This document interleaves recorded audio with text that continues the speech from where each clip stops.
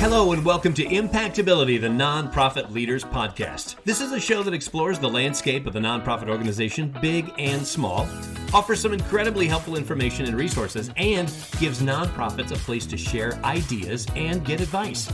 I'm your host, Joe Turner. Our show is sponsored by Sukup Strategic Solutions, offering a wide variety of services to help nonprofits maximize their impact. So let's get into solving the problems that might be plaguing your nonprofit. Thanks for joining us for another edition of IMPACTability. Great program on tap for today, all about digital fundraising. And can you even do that? So here's the thing. The good news is COVID seems to be finally waning, or at least we're learning to live with it, obviously. Now many nonprofits are starting to schedule events again. So here's the dilemma. Do we do the same event we've done year after year, even though it's been a couple of years, or do we come up with something new? And let's be honest, coming up with something new is really tough. So one is inclined to do the same old, same old. Now that's where today's guest comes in. Nidhi Doshi is the founder of Paybe, a fundraising platform that offers live, virtual, and hybrid fundraising event solutions. Wait, what is that? Well, you're going to find out today. It might be the answer your nonprofit is looking for. We're joining Nidhi in her home office in Menlo Park, California. We're very fortunate to have her as a guest today on Impactability. Nidhi, welcome. Thanks for the invitation, Joe. So, a lot has changed in the past few years in fundraising, COVID and all that. And before we talk about digital fundraising, what's new and all that fun stuff, let's talk about how COVID has affected everything. And I'm guessing, you're pretty glad that it's looking like most of it is over. COVID has, Joe, and I think it has forced all of us to think outside the box. The box has been the same for 250 years. Nothing has changed. We've existed trying to make do of what's in it. But now it's truly opened up. And, all of us are looking for, okay, what does it mean in this new environment? And also an opportunity to make it interesting for our donor base because we're rethinking everything. So let's be clear, there's nothing wrong with doing the event you've done over and over and over again. But as we're going to find out in our discussion, it's kind of, how can you make it different? That kind of thing, right? Totally agree. I mean, charities still love meeting in person. Donors love getting together, partying, mingling, the whole social setup that you have where somebody raises their paddle, raises their hand to show their support, and then their friends get inclined to also do the same, and charity ends up winning, of course. I think all that is still great. But now with COVID, it has given us the opportunity to look beyond. To give you an example, to also include a wider audience, right? People who cannot afford the $1,000 meal ticket and be in the room, right? They could still join you from home and still support you, even if it's a smaller donor. They can still join you. They can still root for your cause, support you, be there for you, just expand your donor base. Mm-hmm. And I'm glad you went there because there are a lot of nonprofits, and we've just mentioned this, that they do the event every year, but they're probably thinking about growing it. So how do we expand our audience? I think what it all keeps coming back to is the relationship that they've built with the donors. And again, it's not just, hey, invite them, they come, and then they're going to support you. A lot of it is about nurturing that relationship, and it starts early, right? You start working with the donor, educate them on your cause, keep in touch, keep updating them.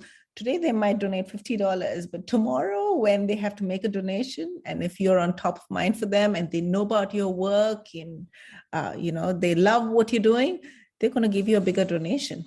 Yeah, and many nonprofits sometimes are a bit close to their events to determine what is working and what does not. So can you help us kind of step back for a minute and kind of analyze our own event to come up with an answer to that question? It's funny you say that, right? A lot of times we notice them, right? Obsessing over little things. For example, what's the color of the tablecloth? And, what's the color on which font should we use in our invitation? Taken, all that is important for sure, right? And it helps you put up a good event. But I do think what's more important is the experience that the donors get and the experience they get at every point of interaction. So it would start off with the invitation, with registration. How simple are you making it for them? How painless are you making it for them, right?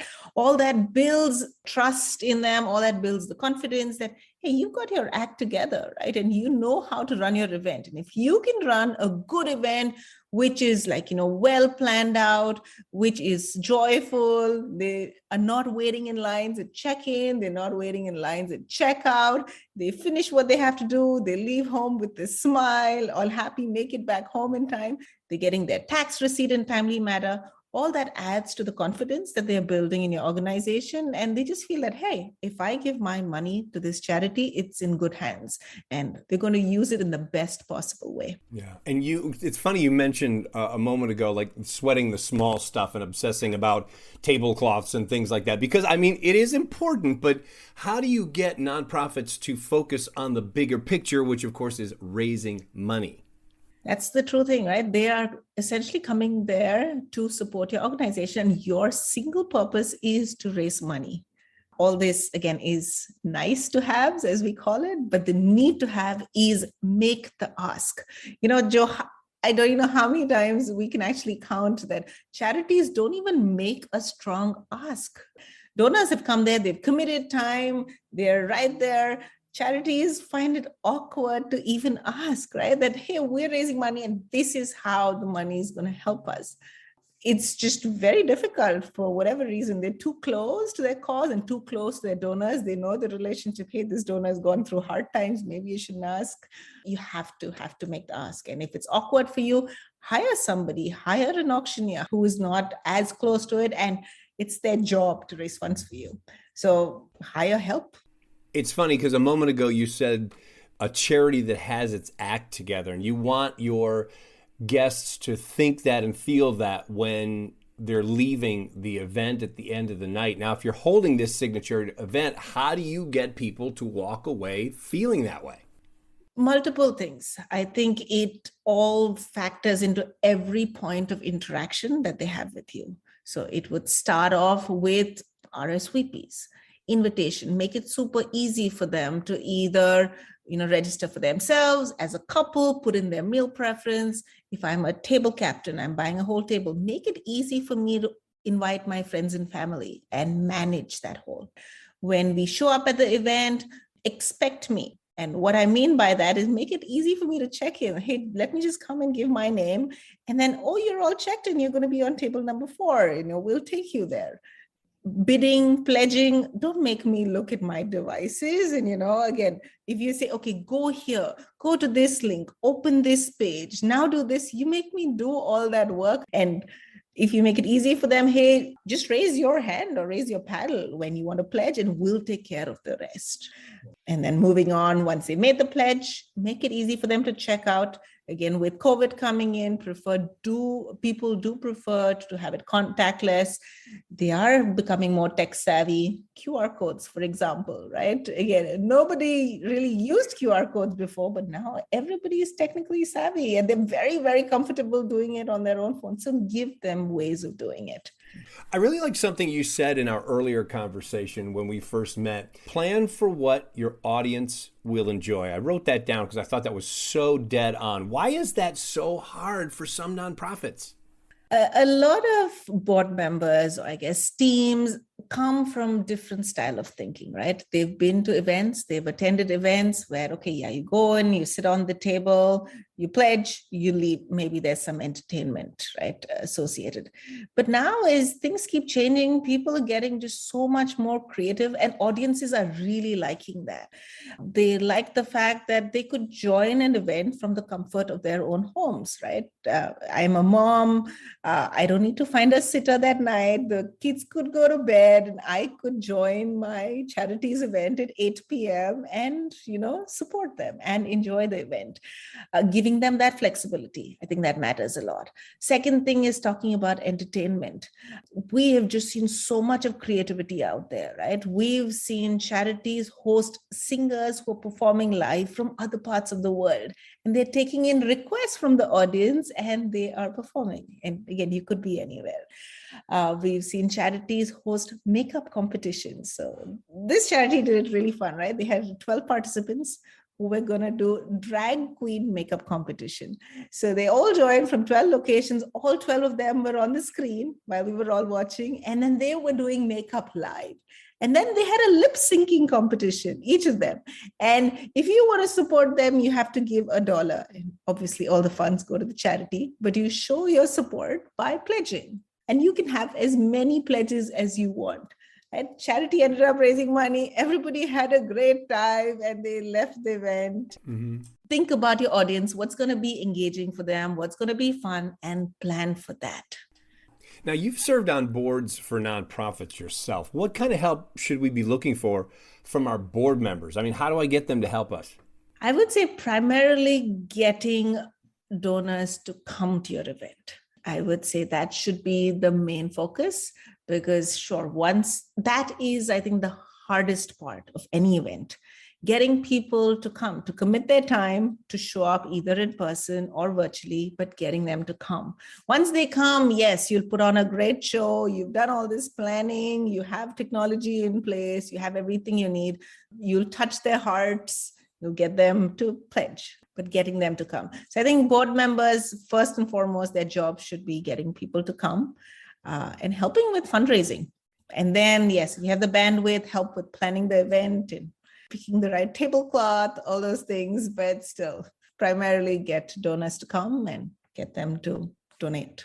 We're speaking with Nidhi Doshi from paybe.io about fundraising and how you can jumpstart your fundraising and get back into the events game. Now, we've had a great conversation so far, and I promise you the really good stuff still to come, because when we come back from a short break, we're going to talk about some of the new ways that you could be fundraising, some things you may never have even thought of, never heard of before, that you might want to try at your next event. Also, should you move on from the event you've done year in and year out, maybe try something new? Or are there some additional ways you can spice things up a little? Lots of those questions and more on the way. You're listening to Impactability, the Nonprofit Leaders Podcast. I'm Joe Turner. We'll be right back. Sometimes there's just not enough hours in the day to get the work at your nonprofit done. Souk Up Strategic Solutions can help. We handle all kinds of projects, especially the ones you can't seem to get to.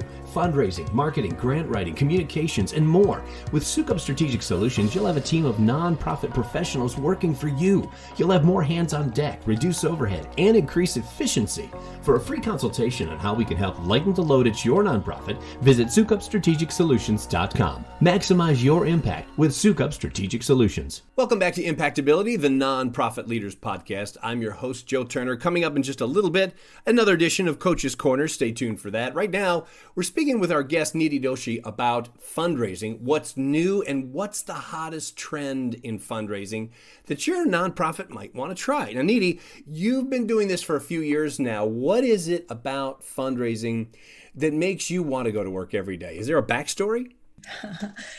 Definitely, right? So I've been on boards of nonprofits. I've been volunteering for such a long time. And over, we keep seeing the charities miss out on the donation. And this is what I mean by that.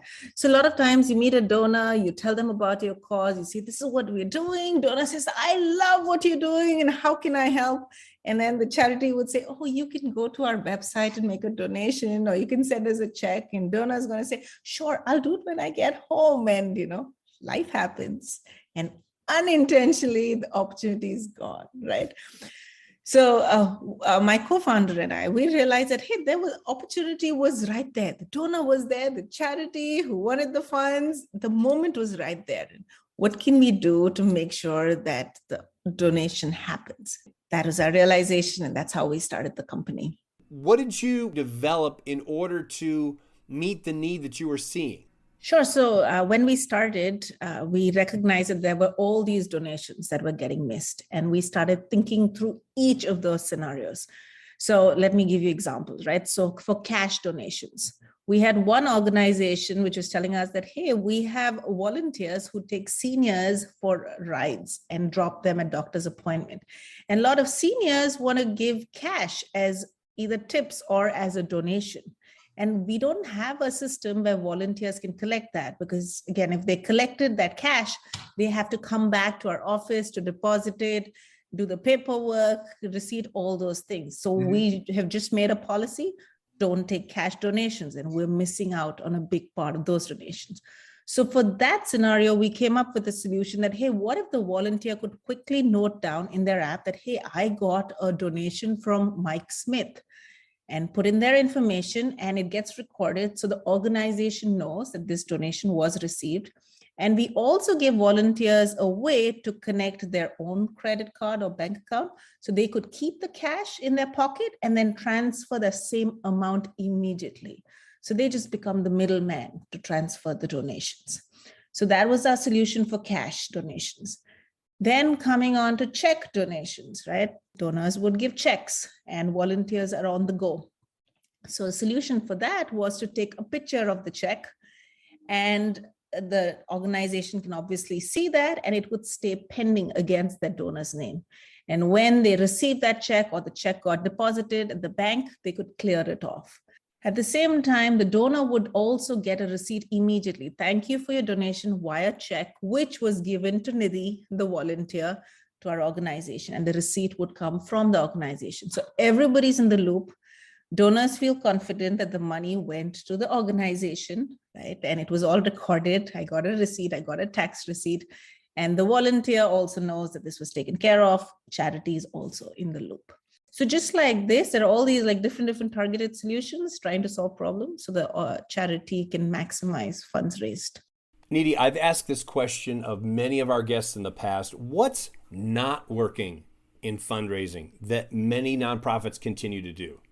Doing the same thing that you've been doing in the past and expecting it to work exactly the same way. You've run an event the same way. You've made the ask to the same donors for the same amounts and expected the same results. I think that does not work. It is definitely laying too many eggs in the same basket. And now at this point, the basket needs to expand. Donors do have a lot of things going on in their life. There are a lot of charities who are reaching out to them for causes, and they want to be able to support them, right? So what is it that you can do to continue building that relationship, that love with them? I think that is what is something we should think about all the time. Yeah. Let's talk about technology now. You've got lots of ideas for nonprofits on how they can improve their fundraising. What has been, in your opinion, the single biggest development that you've seen in the past few years? I would say adding on the virtual component to events. I think that is just, again, with Zoom and people just getting more comfortable with joining online. And now charities can add that to their event, right? Earlier, all the pledging was, just, limited to people who are in the room who couldn't make it that night and are raising their paddles. And now there is just no reason why somebody couldn't be sitting at home and outbidding them. And if not anything, just driving up the bids. Like we've seen some amazing events where somebody in the room is raising their paddle and then they got outbid by somebody who was sitting in a remote part of the country. And then the whole bidding war happened and the virtual donor took away the prize. I think adding that, and then virtual came in, and now it's all become hybrid, right? What I was just explaining was a hybrid setup, so which is a combination of running your in-person and virtual event in tandem at the same time, both donors joining as if the event was designed for them. I think that is another crucial piece, right? Technology being able to support a donor in their setup, in their environment, and making sure that they have a good experience as well. Like, nobody should ever feel like, hey, I'm just watching a telecast of an event happening somewhere, and I'm just watching people walk around with a glass of wine. It should never be that way, right? If I'm joining virtually, I should feel like, hey, this event was made for me, and I'm just as important to the charity as somebody else who's in the room. Yeah, but how do we do that? I mean, how do you make it personalized if I'm going to stay home instead of go to the event in person? It's thinking about their setup, and it's thinking about every interaction that they're going to have with the event. So starting off with joining the event, make it super simple for them to join the event. Have an email with one button on it. So they click on it and they're part of an event. Once they're in, what are they going to see? We're going to have slides that are going to move around in the lobby. There's going to be music playing. The chat will be open. So people join early. They know each other. They can start interacting with the virtual community. The organizers are already on and they start messaging, hey, welcome Joe, and welcome Tim, and welcome Mary, good to see you, go get a glass of wine. We'll be starting in a few minutes. Mm-hmm. Now, once you go live, make it easy for them to pledge, make it easy for them to bid. If you're hosting a fundraising game, which is in the room, they should be able to participate as well. So Last Hero is one game that's very, very popular and works very well with both audiences. Do you know about Last Hero? I could maybe quickly talk about it. No, I'd love to hear about it. So Last Hero is a fundraising game. The way it works is the person who pledges last gets a big prize. Again, it's not about who pledges how many times, it's about who pledges last. So the auctioneer, the host would say, okay, we're going to start taking pledges at $50, and the last person to pledge wins this big vacation with 5 days and 4 nights in Napa, or whatever else that is, right? People start raising their paddles, you start capturing that, people start hitting the button virtually, if they're joining virtually, and then you say, okay, we're going to close in 3, 2, and people start pledging, right? Because they want to be the last person to pledge. And then again, every pledge, every click is a pledge, or every hand raise is a pledge. So charity is still getting those funds, but then people get so competitive and, they really, really want to win that big prize and the stakes are low. Charity ends up raising more money. This was an example of a game that's designed for both audiences, and they both can participate just as well and interact just as well. That sounds like fun. I love that idea. So talk to us about digital fundraising. What's new and what's trending right now that we might not have even heard of before? Charities are starting to do different things. So events, I've talked about it quite a bit now, right? So we'll focus on other things. Auctions are all moving online. A lot of silent auctions with the flexibility built in. So what I mean by that is they would open up a silent auction maybe a week before an event. The link is shared out and donors can start looking at the items. They can start bidding. They get notified via SMS, via email. They can go bid in again. They'll see who outbid them, so that, adds the competitiveness to the game. And then you'll close the auction at the end, right? And donors get a payment link. They make the payment. You ship out the items. It's all done. Engagement, fun, keeping it interactive for the audiences, I think is the way to think about fundraising now. All right, I'm going to give you a tricky question. Many nonprofits, as we discussed earlier, like to do their signature event every year. Some every year they grow, some up and downs, mixed results, whatever. Okay, give us one additional thing that we could try that won't take a lot of bandwidth, because that's one of the things that we always hear is, I'd love to do it, but I don't have the people. So give us one additional thing that we could try that won't take a lot of bandwidth, but could be successful. What do you got? Let's think. If I were to tell you what to try, I would say add on the online auction piece. It's just amazing how much money that raises in your silent auction. Think about what items you should add there. A lot of times charities just go with vacation package and a vase and a statue, right? Think about experiences. Get creative. It doesn't have to be expensive, but get creative and make it meaningful for your donors. That is absolutely great stuff. Nidhi, I can't thank you enough for our conversation today. I'm guessing the true takeaway is keep trying things. Don't put all of your eggs in one basket and stretch your wings a little bit. Try some new stuff. This has been an outstanding conversation. Thank you so much for being our guest today on Impactability. Thank you for having me. This is fun.